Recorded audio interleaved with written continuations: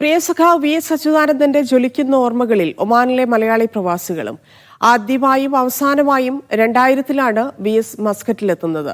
5 ദിവസം നീണ്ടുനിന്ന സന്ദർശനത്തിൽ നിരവധി പരിപാടികളിലായി അദ്ദേഹം പ്രവാസികളുമായി അടുത്തിടപഴകുകയും അവരുടെ പ്രശ്നങ്ങൾ മനസ്സിലാക്കിയുമാണ് മടങ്ങിയത്.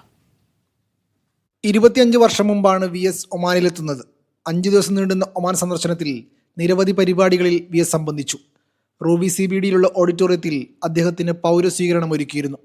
ഈ പരിപാടിയിൽ സുബ്രഹ്മണ്യപ്പറ്റിയുടെ പേരിലുള്ള അവാർഡ് അദ്ദേഹത്തിന് സമർപ്പിച്ചത് ഇന്നലെ കഴിഞ്ഞതുപോലെ മനസ്സിലുണ്ടെന്ന് അന്നത്തെ കൈരളി ഒമാൻ ഭാരവാഹിയായിരുന്ന PM ജാബിർ പറയുന്നു.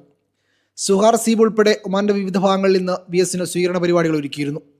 നിസ്വയിൽ നിന്ന് മുദബിയിലേക്കുള്ള വഴിയുള്ള അയൽക്കല എന്ന പ്രദേശത്ത് ഒരുക്കിയ സ്വീകരണത്തിൽ പ്രിയ നേതാവിനെ ഒരു നോക്ക് കാണാൻ വലിയ തിരക്കായിരുന്നു അനുഭവപ്പെട്ടതെന്നും ജാബിർ ഓർമ്മിക്കുന്നു. അൽക്കല എന്ന പ്രദേശത്ത് ഒരു തൊഴിലാളി ക്യാമ്പിൽ നൽകിയ സ്വീകരണത്തിൽ നൂറുകണക്കിന് തൊഴിലാളികളാണ് അദ്ദേഹത്തെ കേൾക്കാനായി വളരെ വൈകിട്ട് പോലും എത്തിയിട്ടുള്ളത്. വളരെ അദ്ദേഹത്തിന്റെ അടുത്തറിയാനും അദ്ദേഹത്തിന്റെ നർമ്മബോധം, പലർക്കും അറിയാത്ത നർമ്മബോധം പോലും മനസ്സിലാക്കാൻ ആ സമയത്ത് സാധിച്ചിട്ടുണ്ടായി.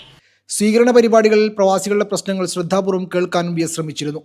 മടങ്ങിയതിനു ശേഷം പ്രവാസികളുടെ ഓരോ കാര്യങ്ങളും ചോദിച്ചറിയാൻ നിരന്തരം ബന്ധപ്പെടുമായിരുന്നെന്നും പ്രവാസി ക്ഷേമനിധി നടപ്പിലാക്കിയപ്പോൾ അതിലേക്ക് ആളെ ചേർക്കുന്നതടക്കമുള്ള കാര്യങ്ങൾ അദ്ദേഹം ഉറപ്പുവരുത്തിയിരുന്നുവെന്നും മസ്കത്തിലെ പ്രവാസി മലയാളികൾ പറയുന്നു. Media 1, Muscat.